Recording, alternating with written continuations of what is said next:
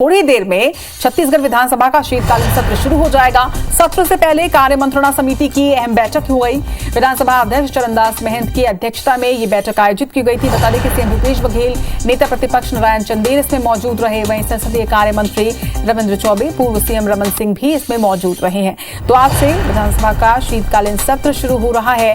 कुछ ही देर में सत्र की कार्रवाई शुरू की जाएगी। बता दें कि इस बार 715 प्रश्न लगाए गए हैं। जहां सरकार की अपनी तैयारी है तो वहीं विपक्ष भी सरकार को घेरने की पूरी तैयारी के साथ आज सत्र में उतरेगा। कार्य मंत्रणा की बैठक इसके पहले की गई है। सत्र से पहले कार्य मंत्रणा समिति की बैठक हुई, जिसमें क्या कुछ बातचीत हुई है इस पर जरा जान। राजेश मिश्रा हमारे साथ इस वक्त जुड़ रहे हैं। राजेश, विधानसभा का शीतकालीन सत्र अब से कुछ देर में शुरू होने जा रहा है, लेकिन इसके पहले कार्य समिति की बैठक हुई है। कार्य मंत्रणा समिति की यह बैठक थी, क्या कुछ खास रहा इसमें?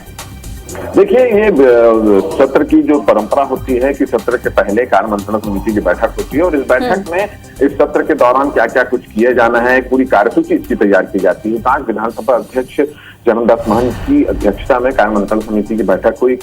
समिति कक्ष में बैठक हुई, जिसमें मुख्यमंत्री भूपेश बघेल, संसदीय कार्य मंत्री रविंद्र चौबे, नेता प्रतिपक्ष नारायण चंदेल, पूर्व मुख्यमंत्री रमन सिंह समेत तमाम जितने समिति के सदस्य वो मौजूद थे।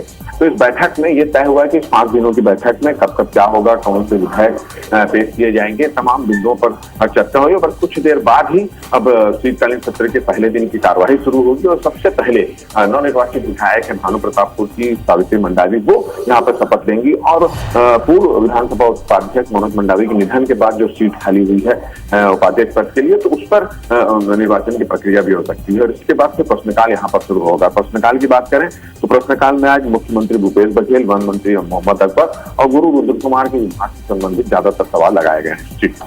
जी, तमाम जानकारी के लिए आपका बहुत बहुत शुक्रिया राजेश। तब से कुछ ही देर में सत्र की शुरुआत हो जाएगी और उस पर भी अपडेट्स लगातार हम आप तक पहुंचाते रहेंगे। लेकिन शीतकालीन सत्र के बेहद हंगामेदार रहने के भी आसार हैं। आपको बता दें कि 715 प्रश्न लगाए गए हैं और इन प्रश्नों के उत्तर के बीच निश्चित तौर पर सत्र में हंगामे भी होंगे। के अनुसार ही उनका नाम होता है। मंगलराम उसेंडी जी का जन्म मंगलवार को हुआ था, इसलिए उनका नाम भी मंगलराम उसेंडी रखा गया। अक्सर अभी भी आदिवासी समाज में ऐसा होता है कि जिस दिन जन्म होगा तो उस दिन से होता है। कहीं ना कहीं उनका जाना हमारे समाज के लिए अपूर्ण क्षति माने। उनकी प्रारंभिक शिक्षा गांव में हुई थी। कक्षा 34 तक की उन्होंने पढ़ाई करने के बाद एकमात्र व्यक्ति थे। उनका विवाह 1960 में फरेशगढ़ के मंडावी परिवार की स्वर्गीय श्रीमती सूरजवती मंडावी से हुई थी। स्वर्गीय उसेंडी जी के अपने पीछे 2 बेटे और 3 बेटियां छोड़ गए, जिनमें सुश्री लता उसेंडी जी इस सदन की सदस्य भी रही है और 10 साल तक छत्तीसगढ़ सरकार में मंत्री भी रही हैं।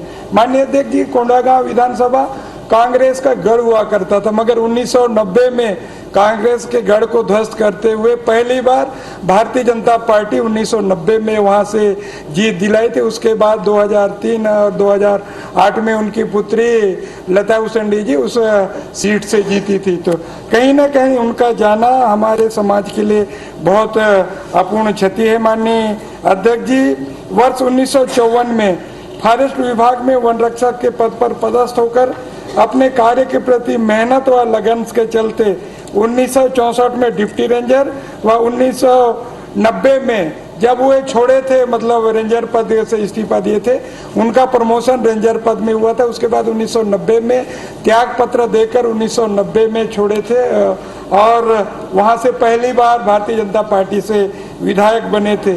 उनका समाज सेवा में अटूट था और समाज के प्रति उनका काम करने का नजरिया था। माननीय अध्यक्ष जी, इसलिए उन्होंने शासकीय सेवा से त्याग पत्र देकर राजनीति में और पहली बार वहां से जीत के भी आए। उनका जाना हमारे समाज के लिए बहुत अपूर्ण क्षति है। मैं अपने दल से ओर से और मैं कोंडागांव से विधायक रहे तो उनको मैं सच्ची श्रद्धांजलि देते हुए मैं अपनी बातों को विराम देता हूँ। ओम शांति। ब्रिजमोहन जी। माननीय अध्यक्ष महोदय, मंगलराम उसेंडी जी जब हम लोग पहली बार विधायक बने थे तो मध्य प्रदेश की विधानसभा में हमारे साथ विधायक थे। इतना सीधा साधा सरल व्यक्तित्व हम लोगों ने बहुत कम देखा है। वनवासी समाज से निकलकर रेंजर पद तक पहुंचना, उसके बाद में लगातार वो जब तक जीवित रहे तब तक वो सक्रिय रहे और उन्होंने अपने बच्चों को ऐसा संस्कार दिया कि उनकी सुपुत्री लता उसेंडी वो भी हमारे साथ विधायक रही और एक ऐसा सीधा साधा सरल व्यक्तित्व जिसने समाज सेवा के लिए अपना पूरा जीवन खपाया। और ऐसे बहुत बिरले लोग होते हैं कि जो विधायक बनने के बाद भी जिनमें लेस मात्र का भी कोई घमंड, लेस मात्र की भी कोई